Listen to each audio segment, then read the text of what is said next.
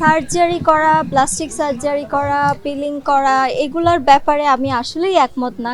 যেই এর উপর হাত লাগাতে গিয়েছে ফেসের অবস্থা 12টা বেজেছে। আমার বাসায় নিজের একটা সেলার মেশিন আছে, আমি নিজের মতো করে ড্রেস ডিজাইন করি। সার্জারি করা, প্লাস্টিক সার্জারি করা, পিলিং করা এগুলার ব্যাপারে আমি আসলেই একমত না, কারণ আমি যখনই দেখেছি, কারণ আমার এখনো ওই বয়সটা হয়নি যে আমি চিন্তা করব যে আমার স্কিন কুঁচকে গেছে, যে আমার স্কিন ঠিক করতে হবে।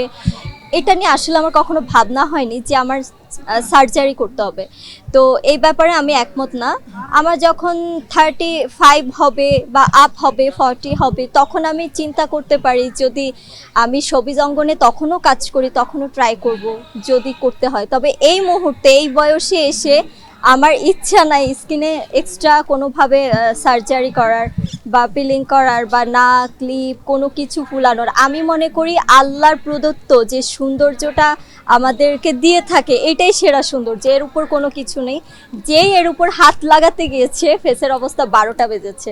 আসলে আমার সার্জারি করা ফেস যারাই করেছে তাদের আমার আসলেই ভাল লাগে নাই।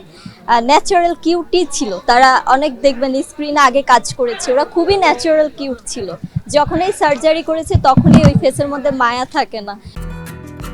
এলো কেয়া সুপার বিউটি সোপ, নতুন রূপে নতুন সৌরভে ভিটামিন ই সমন্বয়ে শুধুমাত্র তোমারই যত্নে, কারণ তুমি স্পেশাল।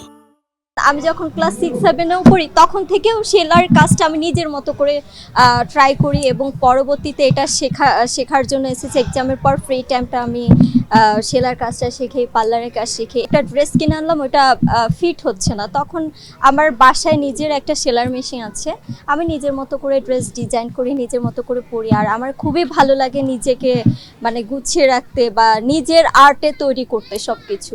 তো ফ্যাশন ডিজাইনার হওয়ার ইচ্ছা ছিল, হয়নি, বাট আমি আমার মতো করে নিজেকেই সাজাই। এক্সট্রা আমার কোনো কস্টিউম ডিজাইনার বা মেকআপ আর্টিস্ট কখনোই থাকে না।